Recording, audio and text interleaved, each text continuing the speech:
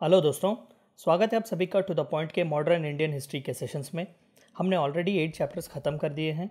मैं रेकमेंड करूंगा कि आप पहले वो 8 चैप्टर्स देख लें ताकि आपको फाउंडेशन मिल जाए और उसके बाद जो है वो आप ये 9th चैप्टर देखें। हमने पिछले 8 चैप्टर्स में देखा कि किस तरीके से औरंगज़ेब एक बहुत ही क्रूशियल पॉइंट था मेडिवल इंडियन हिस्ट्री को मॉडर्न इंडियन हिस्ट्री के ट्रांजिशन में। हमने देखा कि किस तरीके से इंडिपेंडेंट स्टेट्स ने अपना इन्फ्लुएंस बढ़ाया post Aurangzeb, that is 1707 AD। हमने देखा कि किस तरीके से ब्रिटिशों ने जो है अपने छाप पूरी दुनिया में छोड़ी। हमने ये भी देखा कि किस तरीके से इनिशियल जो फ्रीडम फाइटर्स थे, जिन्हें हम फादर ऑफ रेनेसेंस भी कहते हैं, किस तरीके से उन्होंने हिंदुस्तान में सोशल रिफॉर्म्स लाने की कोशिश की। वो कौन से सोशल रिफॉर्म्स थे जो इंडिया के लिए ज़रूरी थे in the early 19th and 18th century. आज हम उसी का एक रिजल्ट देखेंगे कि वो जो सोशल रिफॉर्म्स आए थे उनकी वजह से किस तरीके से डिसकंटेंट पैदा हुआ था लोगों के बीच, और हायरार्की, खासकर जो हिंदू में एक वर्ना सिस्टम की हायरार्की होती थी, उसके खिलाफ किस तरीके से डिसकंटेंट जो है वो पैदा होता है। आज हम इस चैप्टर में इन चीज़ों के बारे में बात करेंगे। सत्यशोधक समाज। हमने पिछले 8th चैप्टर में देखा कि जहाँ पर राजा राम मोहन रॉय या फिर हेनरी विवान डेजोरियो जैसे यंग रेवोल्यूशनरीज जो थे वो हिंदू के एस्टैब्लिश्ड वर्ना सिस्टम को क्वेश्चन कर रहे थे, यानी कि वो वर्ना के हायरार्की सिस्टम को जो है वो क्वेश्चन कर रहे थे। ह्यूमन डिग्निटी के लिए वो लड़ रहे थे, ना कि सिर्फ यंग बंगाल मूवमेंट, बल्कि हमने ऐसे कई समाजों के बारे में बात किया। प्रार्थना समाज हो, ऐसे कई समाज थे जो सोशल इनजस्टिस के खिलाफ लड़ रहे थे और फिर ह्यूमनिज्म को बहुत ही इंपॉर्टेंस दे रहे थे। इसी एक सोशल रिफॉर्म का रिजल्ट था सत्यशोधक समाज। तो आइए जानते हैं कि क्या था ये सत्यशोधक समाज। सत्यशोधक समाज, जिसका मतलब ट्रूथ सीकर सोसाइटी, यानी कि वो सोसाइटी जो सच को ढूंढने वाले हैं, was a social reform society founded by Jyotirao Phule in Pune, Maharashtra on 24 सितंबर 1873। आप पिक्चर देख सकते हैं कि ये ज्योतिराव फुले की पिक्चर है। तो इन्होंने सत्यशोधक समाज का जो है वो एस्टैब्लिशमेंट किया पुणे, महाराष्ट्र में on 24 September 1873। It espoused a mission of educational and increased social rights and political access for underprivileged groups, focused especially on women, Shudras and Dalits in Maharashtra. तो दरअसल सत्यशोधक समाज जो है वो एक एंटी कास्ट मूवमेंट था, यानी कि जो हायरार्की हिंदुइज्म में बनाई गई थी वर्ना सिस्टम के, और फिर खासकर जो शूद्र या फिर दलित जिसे हम कहते हैं, जो कि 4th वर्ना था और जो कि सबसे पिछड़ा वर्ग था हिंदुइज्म का। तो इस सोसाइटी से, इस कास्ट से कई ऐसे रिफॉर्मर्स आए जिन्होंने इनके राइट्स के लिए लड़ाई की। तो उन्हीं पर्सनैलिटीज़ में से एक थे ज्योतिराव फुले। इनकी वाइफ भी सावित्री बाई फुले जो है वो एक बहुत ही प्रोमिनेंट सोशल रिफॉर्मर थी। तो सत्यशोधक समाज का इस्तेमाल करके ज्योतिराव फुले और उनकी वाइफ सावित्री बाई फुले जो है वो वुमेन राइट्स के लिए लड़ाई करते थे। शूद्रास और दलित्स की अपलिफ्टमेंट के वास्ते भी जो है वो लड़ाई करते थे। ऐसे कई इनिशिएटिव्स उन्होंने लिए जहाँ पर यंग विडोज़ जो कि उस वक्त के हुआ करते थे उन्हें एजुकेशन दिया करता था, उनके रीमैरिजेस भी किया जाते थे और उन्हें किसी तरीके का एक रेगुलर इनकम भी दिया जाता था इस सत्यशोधक समाज की मदद से। Jyotirao wife Savitri was the head of women section of the society. अभी हमने देखा कि उनकी वाइफ भी जो है बढ़ चढ़कर इसमें हिस्सा ले रही थी। The Samaj disbanded during the 1930s as leaders left to join Indian National Congress party under Mahatma Gandhi. तो 1873 से जो है 1930s तक, यानी कि सिविल डिसओबीडियंस के मूवमेंट तक, सत्यशोधक समाज जो था वो बहुत ही एक्टिव था। लेकिन 1930s में जो है इस समाज को डिसबैंड किया गया, क्योंकि ज़्यादातर जो लोग थे उस वक्त वो महात्मा गांधी के करिश्मेटिक लीडरशिप से खुश थे और वो महात्मा गांधी के कॉल पर जो है सोशल सोसाइटी या फिर सोशल स्टेटस जो हमारी सोसाइटी का था उसे बदलने के लिए डायरेक्टली इंडियन नेशनल कांग्रेस के साथ उन्होंने अपना रिलेशन बना लिया था। हमने अब तक जो है वो नॉर्थ की बात की थी, लेकिन साउथ में जो भी था वो हिंदू हायरार्की सिस्टम चल रहा था। तो आइए देखते हैं साउथ का वो कौन सा सबसे अहम, सबसे इंपॉर्टेंट मोमेंट था जिसने पैराडिम जो था वो शिफ्ट किया था इंडियन रेनाइजेंस का, सेल्फ रिस्पेक्ट मूवमेंट। तो आइए जानते हैं कि ये सेल्फ रिस्पेक्ट मूवमेंट है क्या। देखिए, the self respect movement is a South Asian movement with the aim of achieving a society where backward caste have equal human rights and encouraging backward caste to have self respect in context of caste based society that considered them to be lower end of hierarchy। देखिए, दरअसल अब तक जितने भी societies या जो social अपलिफ्टमेंट्स के programmes हैं जिनके बारे में हमने बात किया, they were somewhere confined to India. लेकिन सेल्फ रिस्पेक्ट मूवमेंट एक ऐसा मूवमेंट था जो साउथ इंडिया यानी कि पैन सब इंडियन कॉन्टिनेंट था। यानी कि साउथ एशिया में जितने भी वर्ना सिस्टम से रिलेटेड थे। देखिए वर्ना सिस्टम हिंदू सोसाइटी को तो रिलेटेड था, लेकिन जिस तरीके से वो कास्ट डिस्क्रिमिनेशन होता था वो साउथ एशियन कंट्रीज़ में ज़्यादा होता था। चाहे हम बात करें थाईलैंड की, इंडोनेशिया की, या फिर फिलीपाइंस, जावा, बाली, इस तरीके से जितने भी सोसाइटीज़ जहाँ पर ब्रिटिश का राज था वहाँ कहीं ना कहीं हिंदू ट्रेडिशन और हिंदू हेरिटेज का टच हुआ करता था। भले ही वहाँ पर हिंदू रिलीजियन से कोई लेना देना हो या ना हो, लेकिन उनके ट्रेसेस कास्टिज़म के तौर पर कहीं ना कहीं दिखाई देते थे। तो सेल्फ रिस्पेक्ट मूवमेंट जो था वो पूरे साउथ एशिया को कवर करने की कोशिश करता था on basis of human rights. It was founded in 1925 by S. Ramanathan, who invited E.V. Ramaswamy, also called as Periyar by his devoted followers, to head the movement in Tamil Nadu, India against Brahmanism. तो south Asia में दरअसल self respect movement establish करने वाले रामानाथन थे 1925 में, लेकिन हमें से कई लोग ये नहीं जानते। हम तो नाम सीधा डायरेक्ट पेरियार का नाम लेते हैं कि self respect movement was established by Ramaswamy Periyar, लेकिन ये झूठ है। Ramaswamy Periyar was invited to lead the movement in India against the rising Brahmanism. तो जिस तरीके से यहाँ पर हिंदू वर्ना सिस्टम चल रहा था, सबसे टॉप हायरार्की पर ब्राह्मण्स और उनका डोमिनेशन होता था। तो रामास्वामी नायकर या फिर पेरियार को इनविटेशन मिला गया कि वो इस सेल्फ रिस्पेक्ट मूवमेंट को पैन सब इंडियन कॉन्टिनेंट से लेकर इंडियन कॉन्टिनेंट इन स्पेसिफिक आगे बढ़ें।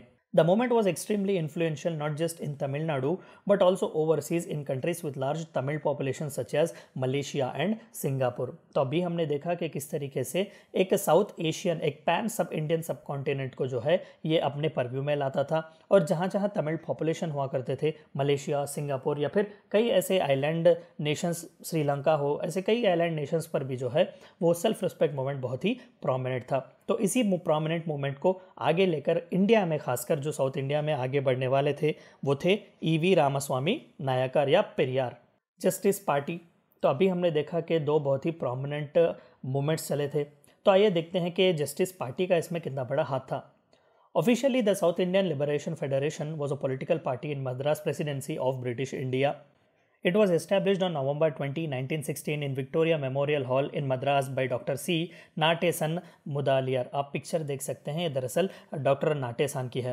तो जस्टिस पार्टी जो थी वो महज एक पॉलिटिकल ऑर्गेनाइजेशन या फिर पॉलिटिकल मूवमेंट नहीं था, वो एक पॉलिटिकल पार्टी थी जो कि साउथ इंडियन लिबरेशन फेडरेशन के नाम से भी थी, जो मद्रास प्रेसिडेंसी में इलेक्शंस भी इन्होंने लड़े थे। The Justice Party's foundation marked the culmination of several efforts to establish an organization to respect the non-Brahmins in Madras and is seen as the start of Dravidian movement. देखिए, आप जितने भी social reform movements देख सकते हैं, हमने पिछले lessons में भी देखा और इस लेसन में भी देख रहे हैं, तो कहीं ना कहीं they are centred around the Dalit politics या फिर राइज ऑफ दलित राइट्स। देखिए, उस वक्त एक जाहिर सी बात थी जो हमें जाननी थी कि वर्ना सिस्टम बहुत ही प्रोमिनेंट था या प्रेवलेंट था। आज के ज़माने में शायद हमें इतना कास्टिज़म या फिर इतना डिफरेंस जो है वो देखने नहीं मिलेगा, लेकिन जब हम बात करते हैं अर्ली 19 या 20th सेंचुरी की, तो फिर कास्ट सिस्टम बहुत ज़्यादा था। तो ब्राह्मण्स जो थे वो एलाइटिस सेक्शन की तरह देखे जाते थे, जिनका डोमिनेशन बाकी के वर्नास पर बहुत होता था, और ख़ासकर जो शूद्रास या दलित जिन्हें कहते हैं उन्हें जो है वो इनह्यूमन तरीके से ट्रीट किया जाता था। तो जितने भी सोशल रिफॉर्म मूवमेंट्स थे, इस सेक्शन को जो है इक्वल राइट्स और इक्वल अपॉर्चुनिटीज़ दिलाने के लिए थे। तो जस्टिस पार्टी का भी सबसे इम्पॉर्टेंट रीज़न भी यही था कि it mark the culmination of efforts to represent non Brahmins, यानी कि जितने भी नॉन ब्राह्मण्स हैं मद्रास के, उस वक्त के साउथ इंडिया के, जो आज का जो तमिलनाडु हैं, वहाँ के नॉन ब्राह्मण्स को जो है एक इक्वल रिप्रेजेंटेशन दिया जाए, और कहीं ना कहीं द्रविडियन मूवमेंट में भी इन्होंने अपना हाथ दिया था। In 1920 it won the first direct elections in presidency and formed the government, जो कि महज एक सिस्टम या फिर एक प्रोग्राम नहीं था, एक मूवमेंट नहीं था, ये एक पार्टी भी थी। तो 1920 में जब इलेक्शंस रखे गए थे, प्रेसिडेंसी इलेक्शन मद्रास के, तो इस पार्टी ने वहाँ पर अपनी जीत कायम की। After it lost to Congress in 1937 election, it never recovered. It came under the leadership of Periyar E.V. Ramaswamy Naicker and his self respect movement. अभी हमने देखा कि किस तरीके से 1925 में रामास्वामी नायकर को इनविटेशन मिला था सेल्फ रिस्पेक्ट मूवमेंट को सामने ले जाने के लिए। तो 1937 में जब प्रोविंशियल इलेक्शंस हुए तो जस्टिस पार्टी हार गई थी कांग्रेस के हाथों, तो फिर इसके बाद इसे रिवाइव करने वाले कोई नहीं थे। लेकिन यहाँ पर आप देख सकते हैं एक बहुत ही इंपॉर्टेंट टर्म, द्रविडियन मूवमेंट। आप जो है इस द्रविडियन मूवमेंट को पोस्ट इंडिपेंडेंस में भी पढ़ सकते हैं क्योंकि ये बहुत ही इंपॉर्टेंट मूवमेंट था। तो इस द्रविडियन मूवमेंट को लेकर आगे बढ़ने वाले रामास्वामी नायकर ने इन्होंने जस्टिस पार्टी के लीडरशिप को भी अपने हाथ में लिया और उसे सेल्फ रिस्पेक्ट मूवमेंट का एक अहम हिस्सा बनाया। तो ये था जस्टिस पार्टी के बारे में। एजावा मूवमेंट, हमने देखा कि नॉर्थ में कहीं ना कहीं सत्यशोधक समाज जैसे इंपॉर्टेंट मूवमेंट्स चल रहे थे। हमने डीप साउथ तमिलनाडु में भी देखा कि किस तरीके से सेल्फ रिस्पेक्ट मूवमेंट चल रहा था। आइए बात करते हैं केरला में क्या हालत थी। तो एजावा मूवमेंट जो था वो केरला का मूवमेंट था। द एजावास और एजावास वर एक्सपर्ट्स इन कोकोनट कल्टिवेशन और टॉडी टैपिंग। ये एक कम्युनिटी का नाम है दरअसल जो एक्सपर्ट थे कोकोनट कल्टिवेशन में। They were treated as outcaste and considered untouchables in the state of Kerala. They were not allowed to get education in schools, enter temples or participate in other social activities. आज केरला को जो हम सबसे एक developed state की तरह देखते हैं पूरे इंडिया में, एक ब्रॉड आउटलुक जिस स्टेट का है, देखिए वो स्टेट भी जो था वो इम्यून नहीं था कास्ट सिस्टम का। जैसा कि आप देख सकते हैं कि एजावास को जो है वो आउटकास्ट या फिर अनटचेबल्स की तरह देखा जाता था। तो आप देख सकते हैं कि कितना सीरियस होता है कास्टिज्म या फिर वो कास्ट माइंडसेट। तो इन एजावास को, इस कम्युनिटी वालों को ना एजुकेशन देने की उन्हें ना एजुकेशन दिया जाता था, ना उन्हें मंदिरों में आने दिया जाता था और ना ही किसी दूसरे सोशल एक्टिविटीज़ में उन्हें पार्टिसिपेट करने का मौका दिया जाता था। In 1854, they established their own temple and took the task of religious practices and ceremonies in hands of their priest community. अब हालांकि जाहिर सी बात है कि सोशल एक्टिविटीज़ में उन्हें आने की इजाज़त नहीं देते थे, तो उन्होंने क्या किया, अपनी खुद का एक टेम्पल बनाया और अपना ही एक प्रीस्ट उस कम्युनिटी के लिए दे दिया वहाँ पर। This outrage was then taken up by Swami Narayana Guru. आप देख सकते हैं पिक्चर दरअसल स्वामी नारायण गुरु की है।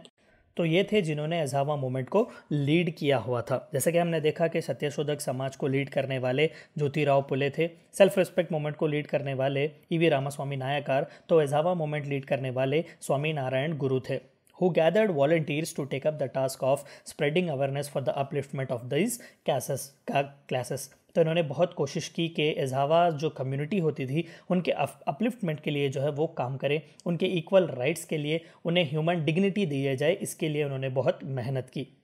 These volunteers went from village to village explaining inhabitants to give up on their old set of dogmas. तो देखिए सबसे पहला इनिशिएटिव जो आगे बढ़ने का लिया कि भाई घर से घर या फिर विलेज से विलेज जाएं और लोगों को एक्सप्लेन करें कि किस तरीके से सोशल डॉगमास जो है वो अफेक्ट करते हैं, वो मॉडर्न इंडियन हिस्ट्री में कहीं ना कहीं श्री स्वामी नारायण गुरु जी के ही तहत किया गया था। It was one of the most important moments इन केरला और Kerala history.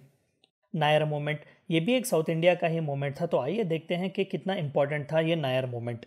Started under the leadership of C.V. Raman Pillai, K. Ramakrishna Pillai and M. Padmanabha Pillai in 1861 against Brahmin dominion. आप पिक्चर देख सकते हैं कि ये पद्मनाभन पिल्लाई की पिक्चर है। तो ये भी कहीं ना कहीं ब्राह्मण्स के डोमिनेशन को ही लेकर था और ये केरला में ही हुआ था। दरअसल नायर जो थे वो केरला के एक कम्युनिटी ही थी। जिस तरीके से हमने अभी एजावा के बारे में पढ़ा, तो नायर भी जो थे वो केरला की एक कम्युनिटी थी, कहीं ना कहीं वो भी ब्राह्मण डोमिनेशन के खिलाफ थी। The Malayali memorial was formed by Raman Pillai in 1891 and Nair service society was set up by Padmanabhan Pillai in 1914. The Nair were historically involved in military conflicts in the region. Following the hostilities between the Nair and the British in 1809, the British limited Nair participation in British Indian Army. तो कहीं ना कहीं ब्राह्मण domination के खिलाफ इस Nair community ने, जो कि मलयाली की एक कम्युनिटी थी, उन्होंने बढ़ चढ़कर हिस्सा लिया था और कई कन्फ्लिक्ट्स भी उनके ब्रिटिश राज के साथ हुए। तो 1809 में कई हॉस्टिलिटीज़ हुए थे इन दोनों के बीच, जिसकी वजह से ब्रिटिश ने इनका पार्टिसिपेशन ब्रिटिश इंडियन आर्मी में कम कर दिया था। तो they were also one of the most influential moments of South India. Mahar moment हमारा आखिरी और हमारा सबसे इम्पोर्टेंट मोमेंट है, महार मोमेंट। जैसे कि आप लोग जानते हैं कि ये बाबा साहब अम्बेडकर से शुरू किया गया था। दरअसल महार जो है वो कम्युनिटी है महाराष्ट्र की। तो आइए देखते हैं कि महार मोमेंट कितना इंपॉर्टेंट था उस सोशल डिसकंटेंट को अराइज करने में, जो कि मॉडर्न इंडियन हिस्ट्री में एक बहुत ही बड़ा टर्निंग पॉइंट था। The Mahar movement under the leadership of Ambedkar abandons Hinduism altogether and embraced Buddhism. तो कहीं ना कहीं हमने जितने भी डिसकंटेंट आज देखें, अब तक देखें हमारे लेसन्स में या फिर इस लेसन में भी, वो कहीं ना कहीं कम्युनिटी में रहकर ही कम्युनिटी को चेंज करने के लिए थे। लेकिन महार मूवमेंट एक्चुअली एक ऐसा मूवमेंट था जहाँ कहीं ना कहीं कम्युनिटी को एक तरीके से जो है एक्सटर्नली रिफॉर्म्स लाने की कोशिश की जाती है, जहाँ पर हिंदुइज्म से निकलकर बुद्धिज़्म को एम्ब्रेस किया जाता है, ताकि जितने भी ड्रॉबैक्स हों या फिर जितने भी सोशल डॉगमास इस कम्युनिटी में बनाए गए, ताकि उसे हाईलाइट किया जाए कि there is something wrong and you have to change. तो एक बहुत ही यूनिक कॉन्सेप्ट था महार मूवमेंट का। The Mahars formed an important section of the scheduled caste of Maharashtra, यानी कि नियरली 10% ऑफ महाराष्ट्र पॉपुलेशन, उस वक्त का बॉम्बे प्रेसिडेंसी जो था वो महार पॉपुलेशन था। दरअसल Mahars were treated as untouchables. They served as village watchman, messengers and removers of cattle carcasses. तो देखिए, शूद्र थे या फिर दलित थे तो उनका स्टेटस समाज में उस वक्त सिर्फ इन्हीं चीज़ों के लिए रखा जाता था, उन्हें इक्वल स्टेटस नहीं दिया जाता था। The civil rights ideology based on democracy motivated the backward classes to evolve campaigns to fight for equality in education, economic and political opportunities. आपने वो कहानी तो सुनी होगी जहाँ पर बाबा साहब अम्बेडकर छोटे थे, किसी घर में वो जाते हैं और पानी के लिए पूछते हैं तो उन्हें पानी पीने के लिए पानी नहीं दिया जाता, क्योंकि ही बिलोंग टू महार कास्ट। तो कहीं ना कहीं इसी महार कास्ट में पैदा होने, बड़े होने और बाद में जब लंदन जाकर उन्होंने नए नए नेशनल आइडियोलॉजीज या फिर नए नए जो पॉलिटिकल कॉन्सेप्ट्स उन्होंने पढ़े थे, जैसे कि डेमोक्रेसी, जैसे कि इक्वल राइट्स, तो फिर उसी एजुकेशन बेस पर वो वापस आ गए और हिंदुस्तान में अपनी कम्युनिटी को लेकर उन्होंने कई रिफॉर्म्स डिमांड किए। तो उन्होंने अपनी कम्युनिटी को जागरूक किया, ये कहा कि human dignity is above all.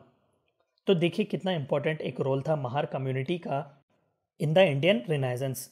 The Dalit Panther movement emerged among the Mahars of Bombay and Pune in 1972। दरअसल दलित पैंथर मूवमेंट एक बहुत ही इंपॉर्टेंट मूवमेंट था पोस्ट इंडियन इंडिपेंडेंस का। अगर आज आपको पता हो तो prevention of atrocities against SCs and STs नाम का एक बहुत ही इंपॉर्टेंट एक्ट है 1989 का। Prevention of atrocities against SC and ST act, या फिर जिसे SC ST एक्ट 1989 भी कहते हैं। तो इस प्रिवेंशन ऑफ अट्रॉसिटीज़ एक्ट का सबसे पहला डिमांड अगर किसी ने किया था तो वो दलित पैंथर मूवमेंट था, जो महाराष्ट्र से एमर्ज हुआ था। तो वो महाराष्ट्र से एमर्ज होने वाला दलित पैंथर मूवमेंट भी कहीं ना कहीं बॉम्बे और पुणे के महार कम्युनिटी से रिलेटेड है।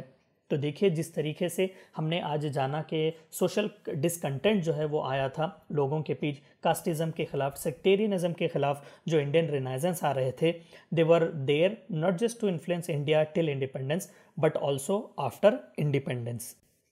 This is what you have to know about social reforms and the discontent and the rising discontent among Indians. Thank you for watching my video.